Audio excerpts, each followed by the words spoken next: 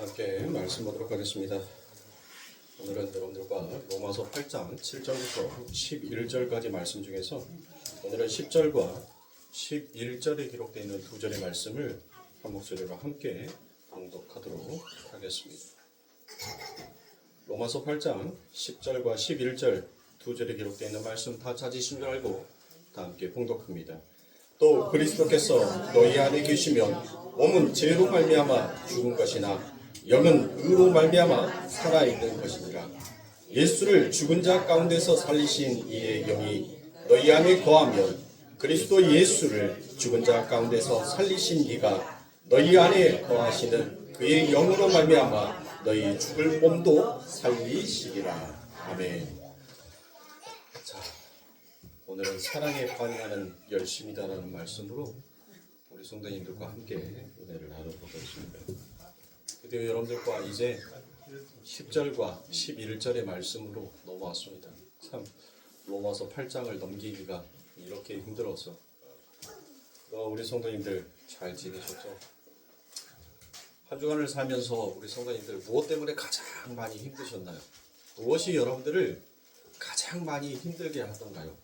아마 그것은 나와 반대되는 사람들을 여러분들 만나서 내 삶이 좀 힘들었을 거예요. 내가 가지고 있는 성향과 반대되고, 내가 가지고 있는 성격과도 반대가 되고, 내가 가지고 있는 의견과도 반대가 되었었을 때 아마 이 세상에서 오는 물질이라든지 거기에서 오는 환경의 변화라든지 그런 것보다는 나와 반대되는 사람을 만날 때 아마 우리의 삶은 가장 힘들지 않았을까라는 생각이 듭니다. 여러분들이 마음이 불편하면 어때요? 뭐 부부싸움을 한다든지 자녀와 다툼이 있다든지 그런 부분들이 있었을 때 여러분들 어떻던가요? 아무리 의리의리하고 모든 것들이 갖추어져 있는 그 집도 별로 필요가 없어요. 내 통장에 돈이 아무리 많이 있어도 내 심기, 내 마음이 불편하면 그런 돈도 세상의 권력도 우리가 꿈꿔왔던 그 아름다운 삶도 그냥 별로 가치 없이 느껴지는 거예요. 그러면 여러분들 한번 보세요.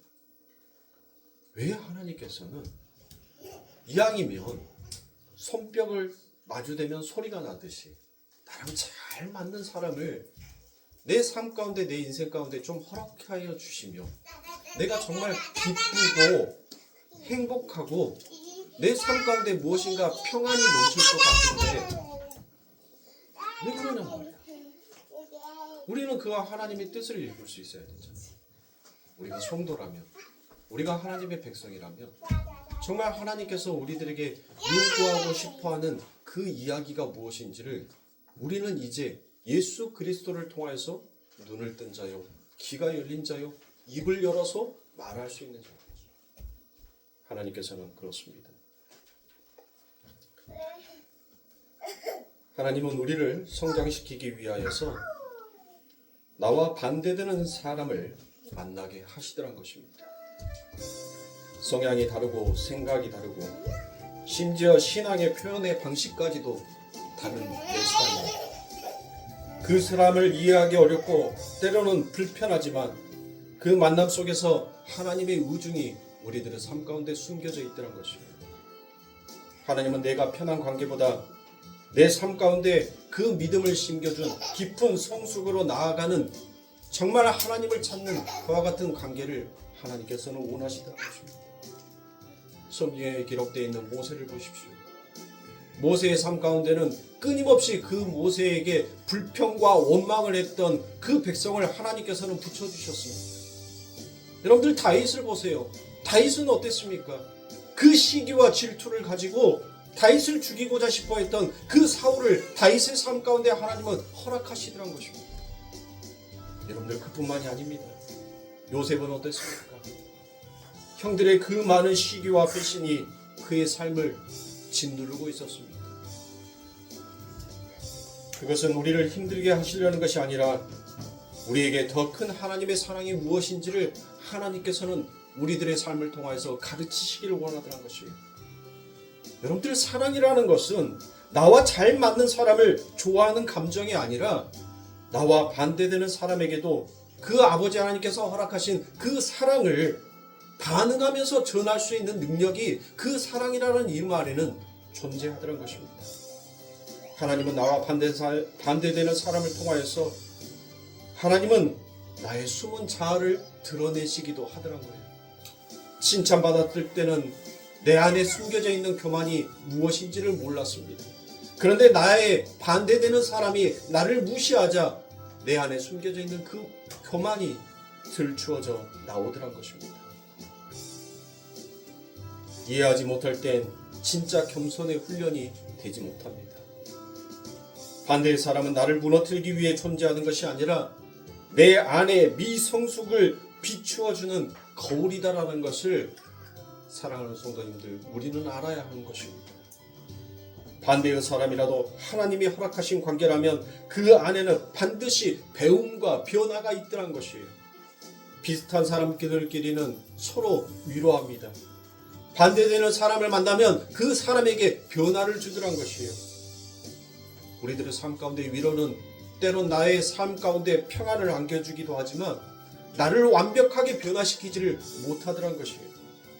그러므로 나와 다른 사람을 만날 때 그 사람을 문제로 보지 마시고 정말 우리가 하나님의 도구로 볼 수 있는 그 눈을 뜨게 해달라고 우리는 하나님 앞에 간구해야 할 것입니다. 그 관계를 통하여서 하나님은 내 안에 인내를 자라게 하십니다.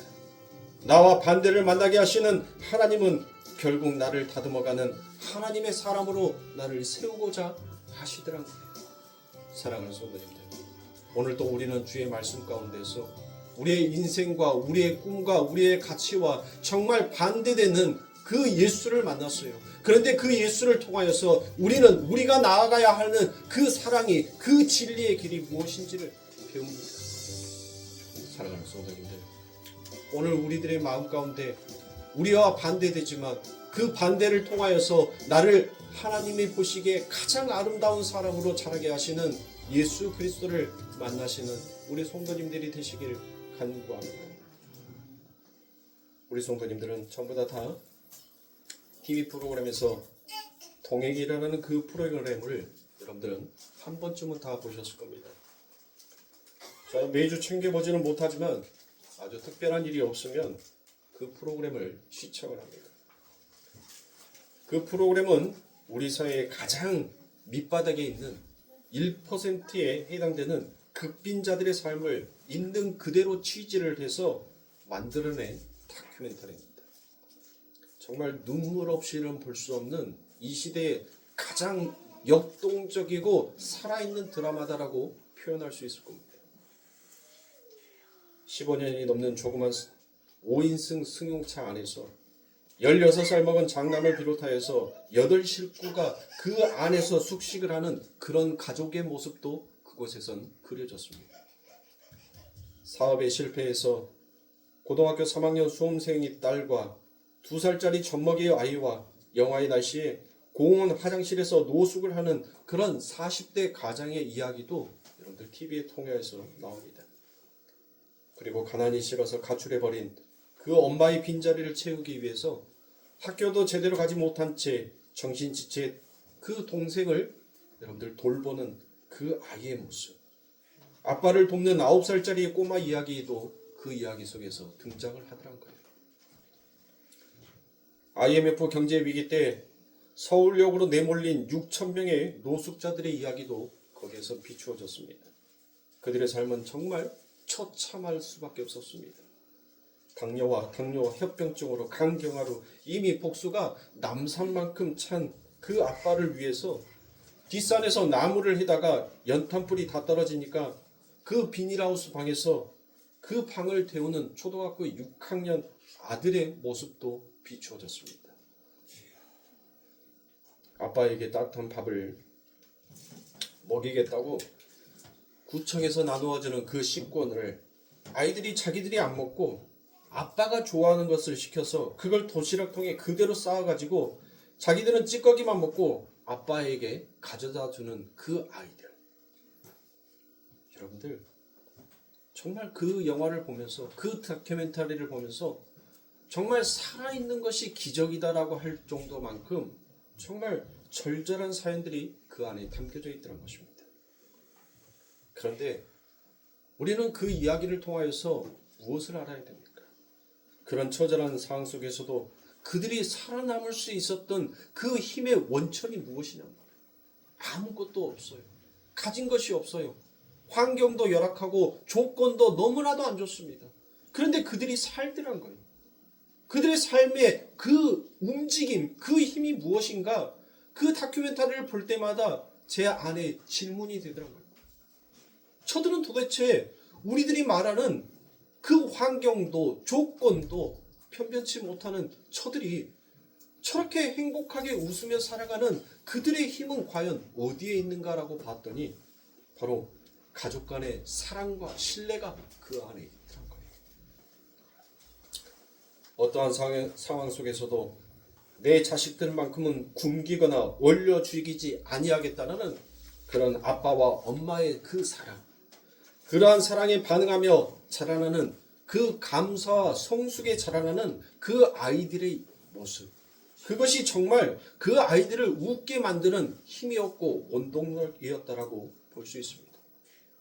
그렇다면 여러분들, 이 동행이라는 프로그램에서 그런 얘기만 나올 거예요? 반대의 그 이야기도 나옵니다. 자기 몸 하나 살아보겠다고 가족들 전부 다 버리고 도망가 버리는 그런 부모 같지 아니하는 부모들의 모습 또한 왕왕 등장하기도 합니다. 그리고 그 부모에 대한 복수심으로 망가져 버린 그 아이들의 안타까운 모습도 그려져 있습니다. 그런데 대견하게도 그렇게 버려진 아이들도 여러분들 똑같이 열심히 살더란 겁니다. 그러나 전자 아이들과 후자의 아이들이 내놓는 그 열심은 질에서부터 다르더란 거예요. 전자의 아이들은 자기들을 위해 몸이 부서져라 고생하는 부모에 대한 그 감사의 열심이 그들 안에는 묻어져 있더란 거예요. 그 열심, 그 감사. 그러나 후자의 아이들은 어떻습니까? 스스로 살아남기 위해서 이를 악물 수밖에 없었던 그들의 처절한 모습들이 그려지기도 합니다. 전자의 아이들은 자기들의 부모가 자기들을 그냥 버리고 자기들만의 안위를 위해 살기로 작정을 하면 그렇게 숨어도 당할 필요도 없고 고통을 감수하며 살지 않아도 된다는 것을 그 조그만 아이들이 안 거예요. 그런데 자기 부모들은 어떻습니까? 자기를 버리지도 아니하고 자기들 스스로 희생을 감수하는 그런 부모의 모습을 그 아이들이 보더란 겁니다. 그런데 후자의 아이들은 자신들의 안위를 위해서 자식들도 초계처럼 버리는 그런 악한 부모의 모습의 그림자에서 오직 생존을 위해서 처절한 몸부림만을 치면서 살아가더란 것입니다. 저는 그러한 모습들 속에서 우리 아버지 하나님의 사랑과 그 사랑을 알고 하나님의 사랑을 아는 그 하늘의 자녀들의 모습을 동시에 여러분들 볼 수 있었습니다. 아버지에게 버림받고 아버지의 사랑과 상관없이 살아가는 그 인생들, 자기가 버림받은 인생이란 것을 모르면서 스스로 살아남겠다라고 죽으라고 몸을 굴려대는 그 율법적인 신앙들의 모습을 여러분들 볼 수 있었습니다. 한쪽은 사랑에 반응하는 열심이었고 다른 한쪽은 스스로 살아남기 위한 그 열심을 부리더란 것이에요. 오늘날 교회의 신앙의 모습이 저는 거의 후자의 모습에 가깝다라고 봅니다. 하나님의 사랑을 알지도 못하고 그냥 버림받은 자리에서 스스로 살아남기 위해서 스스로의 에너지와 자원과 그 능력을 마치 불태워서 살아남기 위해 안간힘을 쓰고 있는 그리스도인들의 모습을 보았습니다. 둘 다 똑같은 상황, 똑같은 가난, 똑같은 어려움 속에서 살아가는데 한쪽은 그 부모의 헌신과 사랑이 무엇인지를 알고 진정한 참다운 반응의 사랑을 보이는가 하면 오히려 그 반대쪽에서는 그 부모의 버림받음, 그 버림받음이 무엇인지 그것을 오히려 자신이 살아남기 위한 악의 도구로 사용하는 그들의 단편적인 모습, 여러분들 보세요. 정말 힘들고 정말 똑같은 상황 가운데서 가난하게 살아가는 그들의 모습, 정말 그 가난, 그 환경과 그 조건이 오히려 어쩌면 그 아이들에게 정말 더 행복한 웃음을 주는 그와 같은 수단이 되지 아니하였을까라는 생각을 합니다. 만약 그 아이들에게 풍족함이 있었다면, 그 아이들에게 정말 결핍이 없었다면, 그 아이들이 좋은 환경 속에서, 좋은 부모 밑에서, 좋은 조건 안에서 여러분들 살아간다면 정말 그 아이들이 그 부모의 헌신과 사랑 앞에 과연 감사하고 그 열심을 과연 부렸을 거예요. 어쩌면 그 가난을 통하여서 그렇게 자녀들을 굶기지 아니하고 그 자녀들을 양육하기 위하여서 스스로 여러분들 헌신하는 그 부모의 모습들을 보면서 자녀들은 그 사랑에 묶여서 그 사랑에 반응하는 열심을 내지 않았겠냐는 거예요. 3살짜리 아이가 하루 종일 삶은 달걀 하나밖에 먹을 것이 없어서 그 엄마한테 미안한 마음에 배고픈데 그 엄마가 배고프냐라고 얘기를 하니까 그 3살짜리 아이가 아니요 라고 얘기를 하더라는 거예요. 그래서 카메라 감독이 그 아이에게 묻습니다. 너 배 안 고파? 라고 물어봐요. 그 3살짜리 아이가 배고파요 라고 얘기를 해요. 그러면 엄마한테 배고프다라고 얘기를 해야지. 엄마가 지금 저를 배불리 먹여줄 수 있는 상황이 아니라는 것을 그 아이는 알았던 거예요. 그래서 엄마한테 차마 그 배고프단 말을 하지를 못합니다. 엄마한테 미안하니까. 그렇다면 여러분들 그 3살짜리 아이한테 있어서 그 3살짜리 아이가 진짜 자기는 배고픈데 그 엄마에게 배고프다라고 말하지 못했던 그 아이의 양식은 뭐였겠냐? 바로 그 엄마가 자신을 사랑하는 그 헌신이 그 아이의 배고픔을 여러분들 배고프지 않아라고 표현을 하게끔 만들더라고요. 사랑하는 성도입니다. 우리는 하나님으로부터 사랑을 받았어요. 우리 하나님께서 우리를 위해서 헌신을 하셨습니다. 당신의 목숨까지도 내어줄 만큼 우리를 그렇게 사랑하셨어요. 그런데 우리의 신앙은 어떻습니까? 정말 하나님의 그 헌신과 그 사랑이 무엇인지를 아는 내가 하나님의 자녀라면 그 하나님 앞에 우리는 무엇이다라고 답변할 수 있겠냐? 하나님께서 우리들에게 물을 거 아니에요. 여러분들의 삶 각자에게 물을 거 아닙니까? 너 지금 아프니? 너 지금 가난하니? 너 지금 배고프니? 우리 성도님들은 그 예수 그리스도의 물음에 여러분들 과연 이 3살짜리 아이처럼 아니요. 아니요라고 여러분들 대답할 수 있겠어요? 우리 안에 계시는 그 예수 그리스도로 그 하나님의 사랑, 그 하나님의 헌신으로 나는 이미 그것이 양식이 되어서 배부릅니다. 나는 만족합니다. 나는 아프지 않습니다라고 정말 그 하나님 앞에 여러분들 감사로서 우리가 말씀할 수 있겠냔 말이에요.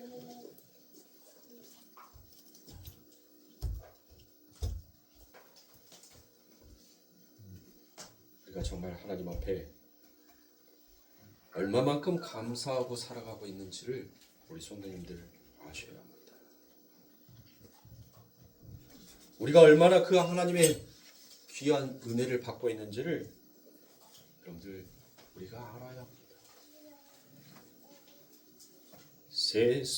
세상에서 방황할 때 나 주님을 몰랐네. 내 맘대로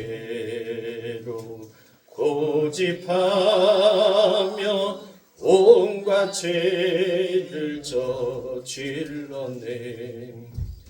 예수여 이 죄인도 용서받을 수 있나요? 벌레만 또 못한 내가 용서받을 수 있나요? 벌레만도 못한 우리를 용서해 주신 그 하나님께서 정말 우리가 그 하나님의 사랑을 정말 내 마음속에 기억하고 있는 거예요.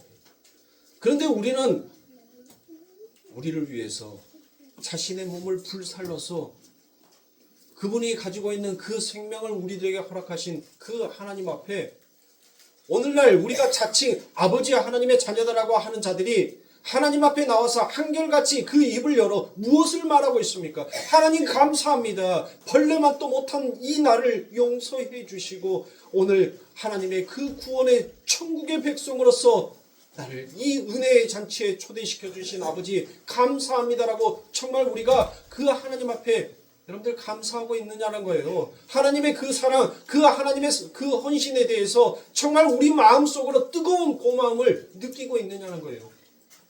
그러나 고작 우리가 교회에 와서 하는 것이 하나님 교회 부흥하게 해주세요. 교회 하나님 멋지게 지서주세요. 성도 부흥하게 해주세요. 성도 머리 숫자 많게 해주세요. 하나님 내 사업이 잘 되게 해주세요. 하나님 내 몸이 아프지 않게 해주세요. 고작 우리는 그것으로만 기도하고 있더란 거예요. 여러분들 다큐멘터리 그 동행에서 나온 아이들 그 아이들 보세요. 그 아이들의 삶은 환경도 조건도 그 아이들에게는 전혀 묶임이 되지 않았어요. 그 아이들에게는 진정한 부모의 사랑과 헌신이 무엇인지를 알았기에 그들은 그 가난 속에서도 웃더란 거예요. 자신의 환경이 열악하고 그 조건이 맞지 않는 속에서도 여러분들 그것을 알아버리니까 진리를 진실을 알아버리니까 그 사랑 앞에 웃더란 거예요. 정말 우리가 오늘 아버지 하나님 앞에 예배드리러 나오는 우리 성도님들 정말 우리가 그 하나님의 사랑 앞에서 웃을 수 있는 웃는 그런 성도냐 그런 자녀의 모습으로 과연 하나님 앞에 나왔냐는 것을 점검해야 할 것 같습니다. 무엇이 하나님께서 우리를 위해서 바라는 것입니까? 무엇을 우리가 하나님 앞에 할 수 있다라고 말할 수 있겠어요? 모세가 완벽한 사람이었습니까? 다윗이 완벽한 사람이었습니까? 야곱이 완벽했습니까? 아무도 하나님의 눈에는 완벽한 자가 없었어요. 그런데 그 불완벽한 자를 하나님께서는 완벽한 자로 완성하시더라고요. 하나님은 당신의 백성들에게 이 역사를 경험하게 하시면서 바로 그 아버지의 사랑과 은혜 그리고 그것의 감사함과 찬송함으로 반응하는 그 아들들의 모습을 하나님은 오늘 이 시대에 보고 싶어 하더란 겁니다. 진짜 너희들의 행복하고 너희들을 기쁘게 하는 것 너희들의 삶 가운데 즐거움을 주는 것이 무엇인지를 이 세상 가운데 경험하고 오라라고 하나님께서 내어주시더란 것입니다. 거기에서 생명이 잉태되고 거기에서 행복과 기쁨과 안식이 발출된다는 것을 알려주기 위하여서 우리에게 허락하시더란 거예요. 중요한 건 외부적인 현상이나 환경이나 상황이 아니라 아버지와 아들만의 올바른 사랑의 관계다라는 것이에요. 그것이 바로 진짜 행복이고 그게 바로 진짜 기쁨이다라는 거예요. 그 진짜 행복과 그 기쁨은 오직 한 마음에서 참된 마음에서 여러분들 어우러져 나오더란 거예요. 우리가 아버지 하나님과 묶여 있다면 내 환경과 조건이 아니라 그 아버지 하나님의 사랑에 우리가 묶여 있다면 우리는 이 세상 가운데서 진짜 행복과 진짜 기쁨을 누리며 살아갈 수 있는 자들이라는 거예요. 우리가 간구하면서 정말 우리가 하나님 앞에 나와서 묶여야 할 것들이 무엇인지를 우리는 너무나도 망각하고 살아갑니다. 우리는 이 세상의 것들에 의해서 너무 많이 좌지우지되면서 살아가는 것이에요. 영적 생명에서 기인을 한다는 것은 이 모형인 세상에서 가르치고자 하더란 겁니다. 그런데 여러분들이 하나님에 대해서 알지도 못하고 그 하나님의 사랑도 모르는 상태에서 이 세상에서 너무 행복하면 여러분들 안 되는 거예요. 제가 볼 때 이 세상의 보편적인 현실은 그 다큐멘터리 동행이라는 프로그램에서 등장하는 하위 1%의 그 극빈한 자들의 생활과 사실은 여러분들 우리가 뭐가 다를 바가 있겠다는 거예요. 이 세상은 하늘의 풍요를 담은 그릇이 못 된다는 것을 우리는 알고 있지 않습니까? 그래서 성경은 이 세상의 현실을 눈멀고 기멀고 가난하고 병들고 어둡고 황량하고 고통과 슬픔과 눈물이 가득한 곳이다라고 성경은 그렇게 묘사하고 있지 않습니까? 오직 아버지 하나님의 나라에만 그 모든 것들이 없더란 거예요. 심지어 이 세상은 죽음으로 가득 차 있습니다. 인간은 스스로 열심과 노력으로 아무리 번영과 성숙과 변화와 발전을 추구하고 성취하고 있다 할지라도 그것으로는 여러분들 진짜 우리들의 삶 가운데 이 세상 가운데 풍요를 주지 못하더란 것입니다. 너희가 부유하다라고 하나 실상은 벌거벗었다라고 얘기하지 않습니까? 가난한 줄 너희가 알지 못하더란 것입니다. 하나님의 일관을 보십시오. 이 세상이 부유하고 풍요롭고 자랑하는 것은 여러분들 사실 전부 다 무엇이라는 거예요. 그것이 하나님의 눈에는 전부 다 가난이었다는 것입니다. 그러니까 이 세상은 그 하늘의 행복과 기쁨을 그 안식을 담아낼 수 있는 그릇이 전혀 될 수 없더란 겁니다. 그래서 하나님께서는 말합니다. 너희들 그게 진짜 행복이야? 하나님은 하나님의 당신의 자녀들에게 물어요. 너 돈 많은 것이 그게 진짜 행복이야? 너 아프지 않은 것이 진짜 행복이야? 네 소원이 이루어지는 것이 진짜 행복이야? 그곳에는 내가 없는데 그게 진짜 행복이고 진짜 기쁨이요 진짜 풍요라고 너희들 생각하고 있느냐라고 우리 아버지 하나님께서는 우리에게 묻습니다. 환경이나 사양이나 외적 성취에 대해서 따라오는 그런 행복이나 기쁨이나 만족 같은 건 사실 여러분들 허상이며 안개에 불과하다라고 성경은 그와 같이 우리들에게 여러분들 일가를 놓고 있어요. 일침하고 있어요. 어찌 보면 그건 진짜 행복과 진짜 기쁨을 호도하기 위한 오히려 이 세상의 미혹과도 가깝다라고 볼 수 있습니다. 그 진짜 행복과 진짜 기쁨을 기대하지 않게 만드는 여러분들 가짜일 수도 있더란 겁니다. 사단은 잘 포장하잖아요. 진짜 우리가 행복과 진짜 기쁨이 무엇인지를 사단은 포장을 한단 말이에요. 이 세상에서 여러분들 많이 갖는 것을 행복이다라고 기쁨이다라고 여러분들 사단은 자꾸 우리들을 미혹하고 있다는 겁니다. 그런데 진짜 우리 안에 소유해야 될 것은 허상이 아니라 여러분들 안개가 아니라 실체라는 거예요. 모형이 아니라 실체라는 것을 하나님께서 우리들에게 이제 설명해 주셨잖아요. 그 하늘의 풍요, 그 하늘의 넉넉함이 바로 무엇인지를 너희들은 이제 모형이 아니라 실체로 가지라라고 하나님께서 우리들에게 허락해 주셨다고. 우리 예수님께서 그 하늘에 부여하신 분이 너희를 위하여서 가난하게 되셨고 너희가 이제 그 하늘에 부여한 자로 인하여서 너희가 부여하게 되었다라고 성경은 이야기하지 않습니까?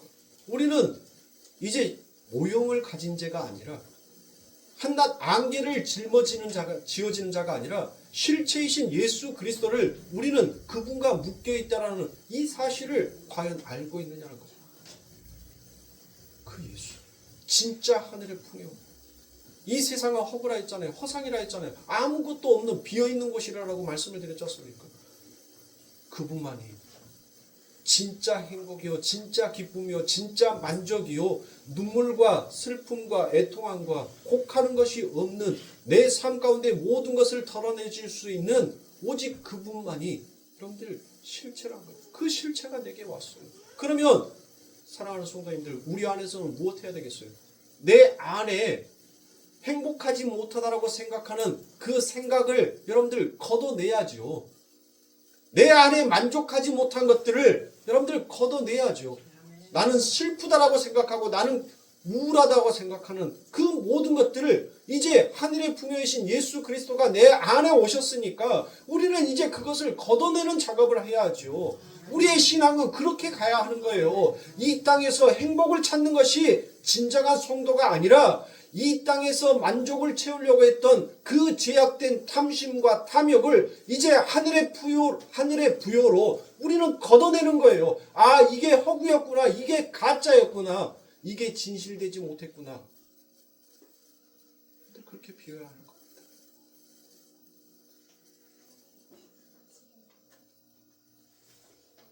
날씨가 이제 추워지니까 우리 성도님들의 옷차림도 많이 이제 바뀌었습니다. 어떻습니까? 그 농에 끄집어냈던 옷이 별다른 옷이 없죠. 근데 여러분들 뭐예요? 한 번도 안 입었던 옷도 또 끄집어내요. 아니, 입도 안 할 거 왜 끄집어내냔 말이에요. 농만 차지하게. 나 옷 많아라고 자랑하게. 여러분들 버려야지 새 것이 채워지는 거예요. 버리지 아니하고 놔두면 절대 그 자리에 새 것이 들어갈 수가 없습니다. 제가 이번에 신성의 옷을 샀는데 저희 아들 녀석은 등치가 장난이 아니에요. 지금은 내년까지 입혀야 되겠다라고 생각을 하니까 거의 4X라지, 5X라지를 삽니다. 네. 그러면 그게 사이즈로 120에서 130 정도 돼요. 120, 130. 그냥 아들 웃돌이 하나 기르려면 옷이 무거워요. 어깨가 아파. 어깨가 아파. 작년에 샀던 옷들도 작은 옷이 아니에요. 뭐 사이즈가 거의 115니까 115. 우리 이모 집사도 그래도 제격 등치가 있다라고 하는데 지 고모부꺼 옷은 이미 작아진 지가 오래입니다. 작아진 지가 오래요. 입으면 일단은 배부터 이렇게 옷이 이렇게 올라와요. 배가 볼록 배꼽이 보여요. 배꼽이. 그래서 저는 아깝잖아요. 옷이 너무 아까우니까 어떻게 해서든 입혀보려고 하는데 아니 뭔 들어가야지. 허벅지에서 딱 옷이 걸려가지고 안 올라가는데 벗어라. 그리고 난 다음에 여러분들 이번에 그 혼옷들 전부 다 버리고 새 옷들로 전부 다 채워놨어요. 사이즈가 작을 때는 그래 네가 못 입으면 나라도 입자 하는데 아니 저라도 좀 등치가 커지면은 열심히 먹고 좀 제가 등치라도 커지면 좀 그거 그냥 제가 가져다가 입으면 되는데 아니 등치는 이만한 것이 마대자로 씌어진 것 같이 옷이 그렇게 되어 있으니 도저히 입을 수가 없는 거예요. 우리 성도님들 왜 하나님께서 우리들에게 성령을 보내주셨어요? 왜 그분이 그 헌신과 그 사랑으로서 그치지 아니하고 그 헌신과 사랑을 왜 우리들에게 허락하셨냐? 왜 우리 안에 들어와서 또 그 아버지 하나님의 사랑과 헌신을 지금도 여러분들 이어가시냔 말이에요. 여러분들은 농에 안 입는 옷, 그 옷이 버려지고 비워져야지 우리 아내가 옷이 없네? 라고 남편이 채워줘요. 우리 엄마가 옷이 없네? 자식들이 채워줘요. 그러니까 우리 안에 있는 그 옛 것을 여러분들 버려야 돼요. 버려야지 그 아버지 하나님의 부유함이 내 삶 가운데 채워질 거 아닙니까? 나는 이 세상의 허상, 안개와 불과한 것들을 여러분들 꽉 손에 쥐고 있으면서 하나님 채워주세요, 채워주세요 하는데 채울 자리가 없어. 이미 이 세상에 헛된 것으로, 거짓된 것으로, 헛것으로, 아구까지 다 차 있는데 어디에다 하나님께서 부으실 거냔 말이에요. 여러분들 물병에 새 물을 담기 위해서는 그 물병 안에 있는 물을 버려야지 새 물을 담을 거 아닙니까? 비워야지 담는 거예요. 하나님의 사랑은, 하나님의 헌신은 바로 우리에게 새 것으로 여러분들 무엇하더란 거예요? 채우기 원하시는 하나님이라고 합니다. 이 세상의 것은 여러분들 해 아래 새 것이 있어요, 없어요? 없더란 겁니다. 없어요. 해 아래 새 것이 없어요. 그러나 하나님 안에서는 그 해 아래 새 것이 날마다 있더란 거예요.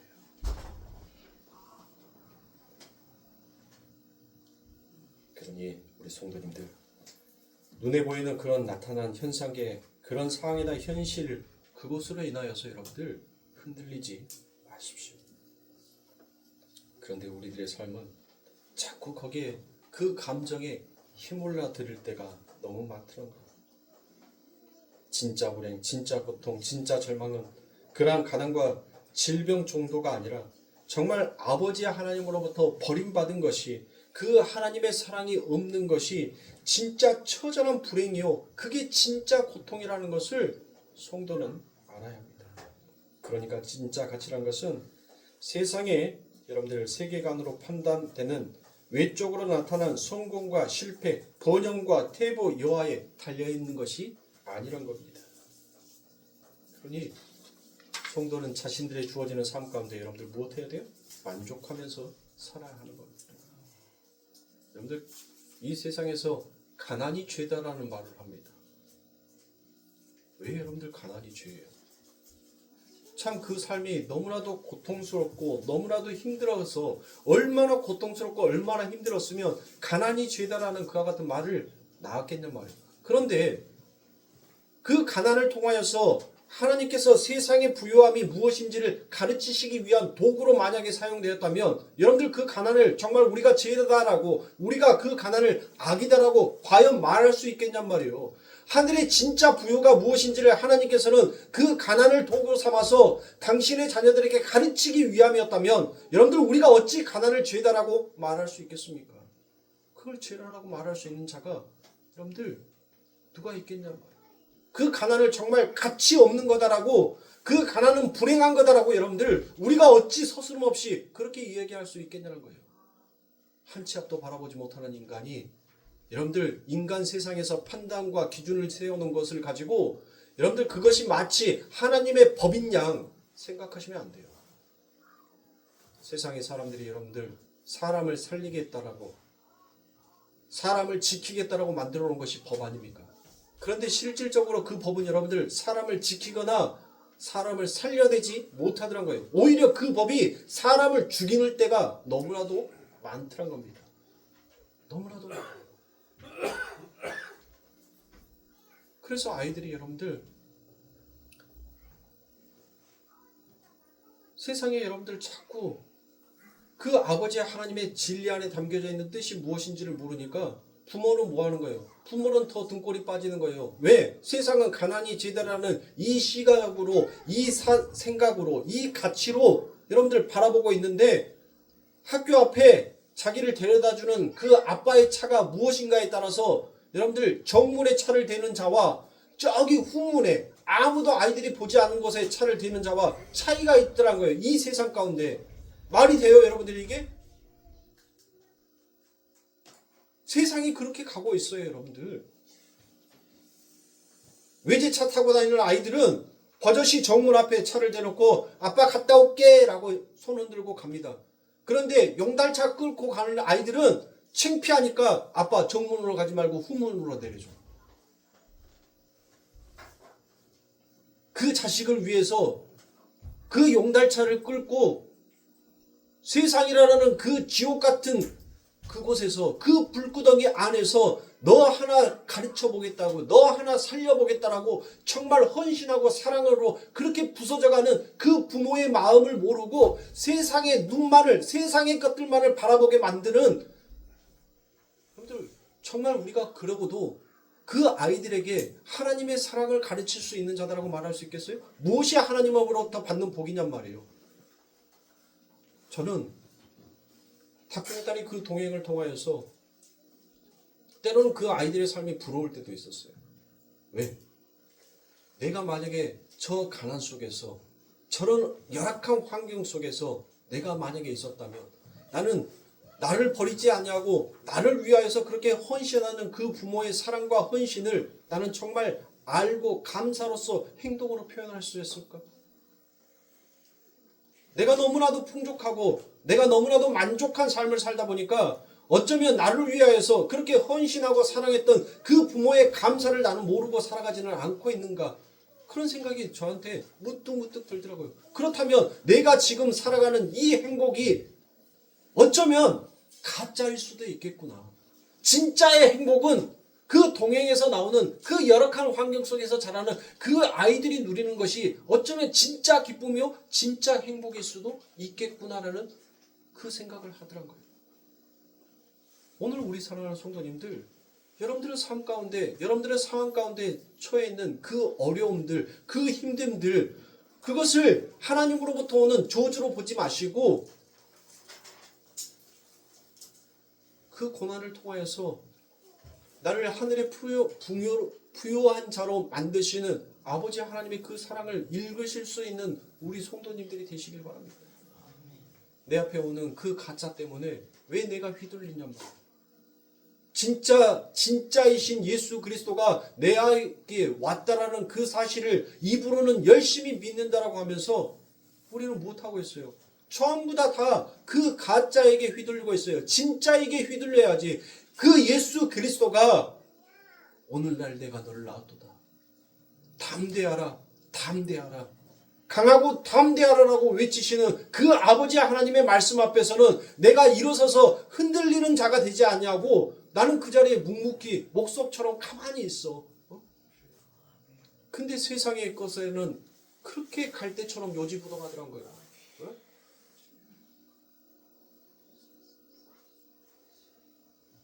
그러니 우리 성도님들 하나님 앞에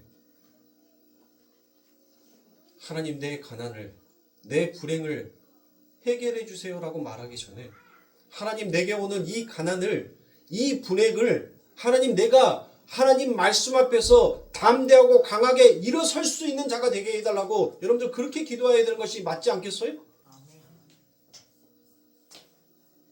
젊은 사람들 여러분들 전부 다 시집 장가 갈 사람들 좋은 아내 만나기를 좋은 남편 만나기를 바랍니다. 좋은 조건 안에서 결혼하기를 바랍니다. 그러기 전에 여러분들 내가 좋은 남편을 만날 수 있게끔 하나님 내가 다듬어질 수 있도록 하나님 나를 가르쳐 주세요라고 그렇게 먼저 기도하는 것이 그게 맞지 않겠냔 말이에요. 저는 그걸 뒤늦게 알았어요. 저는 목회를 하면서 내 삶을 통해서 왜 하나님께서 나를 이렇게 이끌고 가실까? 근데 알겠더란 거예요. 이 세상의 가짜가 아니라 진짜가 무엇인지를 하나님께서 내 삶을 통해서 가르치고 계시더란 거예요. 바꿔야 되지 않겠습니까? 신앙생활을 하는 것이 뭐예요? 여러분들 우리가 세상의 종교들이랑 다르다라고 말을 하면서 세상의 종교와 똑같은 행위를 하면서 나는 너와 다르다라고 얘기하면 여러분들 이질감 느끼지 않겠어요? 너희들 뭐가 다른데? 그러니까 여러분들 이 시대에 기독교가 세상 사람들에게 씨알도 안 맥히는 거예요. 왜? 똑같은데 타 종교랑 똑같은데 말하는 거나 행동하는 거나 다 뭐예요? 호의무지하고 있어요. 호의무지. 호의무지가 뭔지 아세요? 입으로는 번들하게 말하는데 행동은 안 해. 그러니 세상 사람들이 여러분들 이 기독교를 무엇으로 바라보고 있냔 말이에요. 우리의 기도부터 바꿔야죠. 하나님, 내가 하나님께서 주시는 그 진리를 읽어낼 수 있는 자가 되게 해주세요. 나 앞에 여러분들 사업이 힘드세요? 가정에 문제가 있으세요? 내 스스로에 어떤 문제가 있으세요?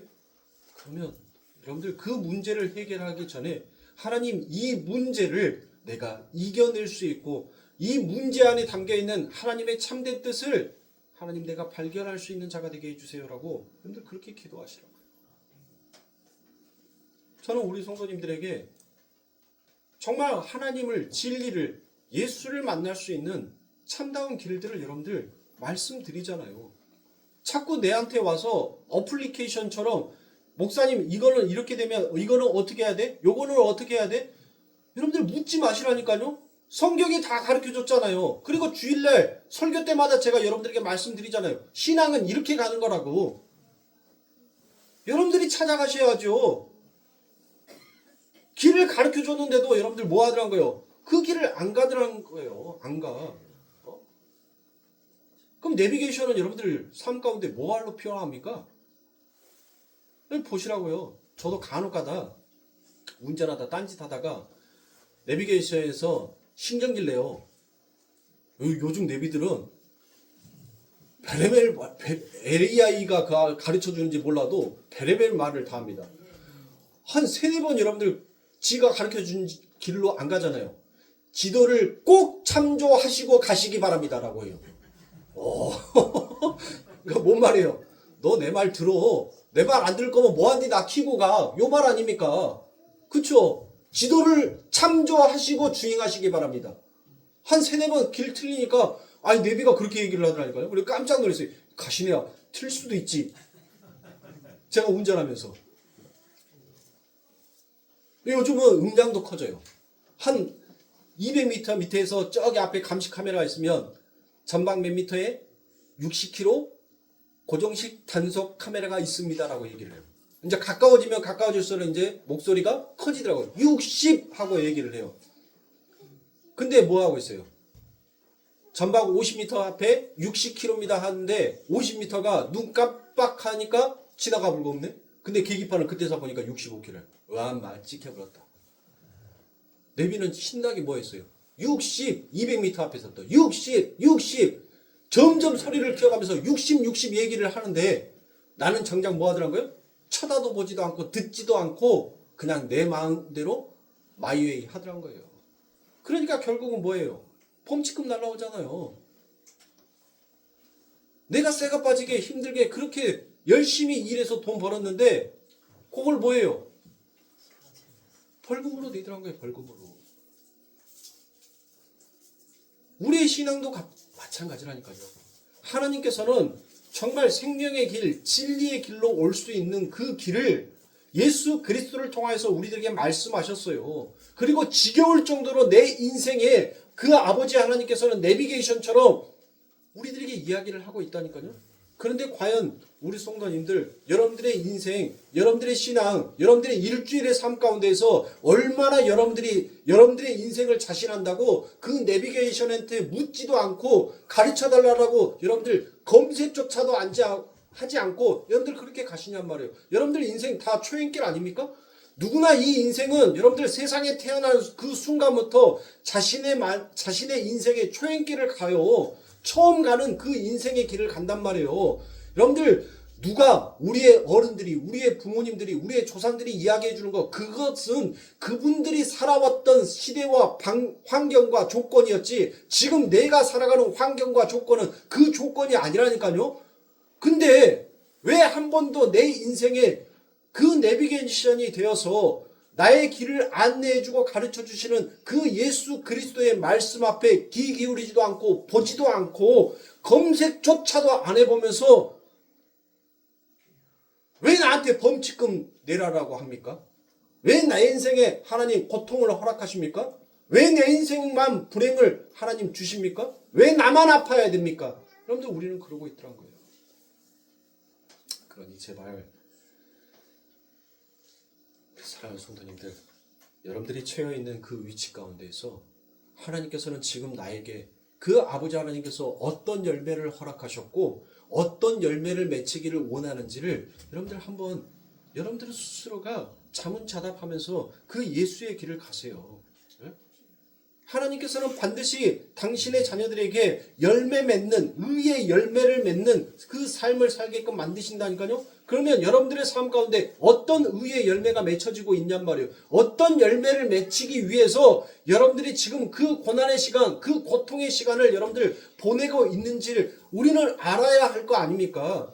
여러분들 나무만 심어놓으면 그 나무가 어느 날 갑자기 하루아침에 여러분들 사과나무, 배나무 그렇게 열매 착착 내줍니까? 그 나무는 여러분들 못해요. 그 엄청난 추위, 이제 곧 추워지잖아요. 그 추위도 견뎌야 되고 그냥 우리 한여름에 어때요? 머리 껍데기가 벗겨질 만큼 그 뜨거운 태양도 그는 이겨내야 돼요. 가진 벌레들과에도 싸움을 해야 되고 여러분들 비바람에도 싸우면서 이겨야 돼요. 그렇게 싸워서 이기니까 거기에 꽃이 피고 거기에 열매가 맺혀지게 되더란 겁니다. 우리 성도님들, 우리가 걸어가는 신앙생활은 어느 날 갑자기 여러분들 의의 열매가 맺혀지는 삶이 아니에요. 여러분들은 이 신앙의 길을 통하여서 때로는 하나님께서 여러분들의 삶 가운데 진짜가 아닌 가짜들을 허락하심으로 인하여서 진짜를 사모하게끔 만들고 그 진짜를 사모했었을 때 여러분들이 자라나는 나무가 되는 거예요. 마치 그 조그마한 묘목이 그 모진 비바람, 그 뜨거운 태양과 눈을 전부 다 이겨내고 견뎌서 큰 고목이 되어지는 것처럼 우리의 신앙생활도 마찬가지란 거예요. 그러면 우리 사랑하는 성도님들, 여러분들의 삶 가운데 어떤 열매를 맺고 싶어 하는지 하나님 앞에 한 번이라도 여러분들, 하나님, 나는 성령의 9가지 열매 속에서 나는 어떤 열매가 되고 싶어요 라고 하나님 앞에 여러분들 소원해 본 적 있으세요? 하나님 앞에 나 그런 열매가 되게 해달라고 정말 간절히 기도해 보신 적 있어요? 그냥 무조건 성령의 9가지 열매래. 아니라는 거예요, 여러분들. 그만큼 우리의 신앙은 힘든 거예요. 그러나 그 힘들고 고통스러운 그 신앙 가운데 하나님은 믿음으로써 여러분들 우리들의 삶 가운데 무엇을 허락하셨는가 하면 인내를 허락하셨다는 것이에요. 왜 하나님께서 그 어린 아이들이 여러분들 그 다큐멘터리 동행에서 나온 그 어린 아이들이 여러분들 그 열악한 환경 속에서도 왜 부모에 대해서 여러분들 감사할 수 있는 거 감사할 줄 아는 줄 아세요? 그들 안에 뭐가 사라지니까 여러분들 감사가 되더라? 불만이 사라지니까 감사가 되더란 거예요. 여러분들 감사는 그 불만을 덮는 힘이 있어요. 그 아이들을 왜 아빠, 왜 엄마, 나는 왜 이런 환경에서 이런 조건에서 나는 살아야 돼? 저 아이들은 저렇게 번지르르하게 살아가는데 내 삶은 왜 이런 삶을 살아야 돼? 거기 안에는 불평과 불만이었잖아요. 그런데 그 불평과 불만을 여러분들 덮을 수 있는 힘은 감사드란 거예요. 진짜 그 사랑 앞에 감사했었을 때 내 삶 가운데 그 불평과 그 원망이 덮어지더란 거예요. 정말 우리는 하나님 앞에서 감사하냔 말이에요. 왜 우리가 끈떡하면 뒷방 영감처럼 우리 하나님 앞에 그렇게 안달복달하면서 여러분들 하나님 협박하고 있는 것이 신앙생활이라고 여러분들 생각하시면 안 된다니까요. 하나님 안 들어주면 나 신앙생활 안 할 거야? 믿지 마. 누가 손해인지. 우리 하나님은 믿져야 번전이에요. 믿지는 것은 누구야? 우리만 믿지는 거라니까요. 협박할 때 있다 협박을 해야지 하나님 앞에. 씨알도 안 비키는 것을 가지고 오늘날 신앙을 가지고 있는 사람들이 하나님을 그렇게 겁박하더란 거예요. 그게 무슨 신앙입니까? 아니에요, 여러분들. 우리는 이 신앙의 길을 통하여서 그 고난을 통하여서 이 가짜와 허구를 통하여서 진짜 감사를 배우면서 내 안에 오는 그 불평, 그 불만을 덮을 수 있게끔 우리 예수 그리스도께서 그 길을 만들어 주시지 않았습니까? 기쁨은, 내 안의 기쁨은 여러분들 불평을 없애더란 거예요. 내 안에 있는 불평은 그 기쁨이 그 불평을 없애요. 여러분들 결혼식장에서 아이고 곡하는 사람 있어요? 없죠. 결혼식장에서 부모가 우는 것은 여러분들 내 새끼 죽어서 우는 거예요? 기뻐서 우는 거 아닙니까? 기뻐서. 기쁨은 내 안에 있는 그 불평을 덮을 수 있는 힘을 가지고 있어요. 여러분들 불안하세요? 왜 불안하시냐고요? 예수 그리스도가 나와 함께하여 주신다라는 그 믿음이 없으니까 여러분들 불안한 거 아닙니까? 믿음은 불안을 덮는 그 최고의 힘을 가지고 있어요. 우리 사랑하는 성도님들 삶 가운데 있어서 불안하세요? 그러면 여러분들의 믿음을 점검하셔야죠. 내 안에 불평이 나오세요? 그러면 여러분들 감사를 점검하시라고요. 내 안에 기쁨이 없어. 그러면 내가 하나님 앞에 무엇을 불평하고 있는지를 여러분들 먼저 내 신앙을 점검하세요. 그러면 내 안에 정말 감사와 기쁨과 그 믿음이 열매로, 의의 열매로 맺혀지게 된다니까요. 전자의 말씀 여러분들 다 잊어버리더라도 마지막 여러분들에게 드리는 이 말씀. 감사는 불안을 덮고 기쁨은 불평을 덮는 힘이 있다. 믿음은 불안을 덮는 최고의 무기이다. 우리 사랑하는 성도님들, 요 말씀으로 일주일을 한 주간을 승리하시라. 여러분들 앞에 주어져 있는 환경 때문에, 조건 때문에 여러분들 그런 이유, 그런 핑계 대지 마세요. 그 핑계가 여러분들을 변화시키지 않습니다. 내가 조금 더 잘할 수 있었는데, 내가 조금 더 노력할 수 있었는데. 여러분들 우리 교회가 코로나가 끝나서 이렇게 자유롭게 예배를 드리는 지가 벌써 6년이 지났어요. 전부 다 여러분들 마스크 쓰고 띄엄띄엄 그렇게 앉아서 예배 드렸던 때가 벌써 6년 전의 이야기입니다. 6년 전에 우리 성도님들의 모습과 지금 6년 후에 여러분들의 모습을 한번 보시란 말이에요. 어때요? 바뀌었죠? 6년 전에는 우리 김채순 성도님 절기신앙이었어요. 그래서 절기 때만 나오죠. 이제 11월 추수감사절 되면 그때 이제 오실 거예요. 근데 지금은 뭐예요? 6년 후가 지난 지금은 여러분들 앉아서 저렇게 매주 나와가지고 예배를 드려요. 에? 아멘. 보시라고요. 우리의 신앙은 그런 거라니까요. 여러분들 열매가 안 맺혀질 것 같지만 결국 그 시간이 지나니까 열매가 맺혀져 있더란 거예요. 그거를 정말 믿는다면 내 삶 가운데 불안할 필요가 뭐가 있어요. 그러니까 우리 사랑하는 성도님들, 내 삶 가운데 정말 열매가 없다면 Why now? 지금부터 시작하시라고요. 지금부터. 내일이 아니에요. 지금 당장 여러분들 시작하시라고요. 지금 시작하면 여러분들의 삶 가운데 반드시 안 맺혀질 것 같은데, 여러분들 6년이라는 시간이 지나니까 우리 교회가 변했어요. 우리의 신앙이 변했다니까요. 6년이라는 시간이 앞으로 내게 하나님께서 얼마의 시간을 주어주셨을지 모르겠지만 지금부터 시작하시라고요. 그 신앙을 시작하면 여러분들 10년 뒤에 20년 뒤에 내 삶을 돌아보니까 진짜 하나님께서 맺히고자 싶어하는 그 열매가 여러분들 맺혀 있더란 거예요. 그거를 믿음이라 하는 거예요. 그러니까 믿고 가시라고요. 담대하게 가시라고요. 불안한 세상, 힘든 세상, 풍전등화 같은 세상 바라보면 여러분들 그 안에는 불평과 불만밖에 없어요. 늘 불안한 세상이에요. 그러나 우리는 이것을 이미 초월한 사람 아닙니까? 그래서 우리는 우리들의 삶 가운데 감사할 수 있고 기뻐할 수 있고 여러분들 그 믿음으로써 찬송할 수 있는 거 아닙니까? 그런 우리 신앙의 성도님들이 되시길 주님의 이름으로 축원합니다. 기도하겠습니다.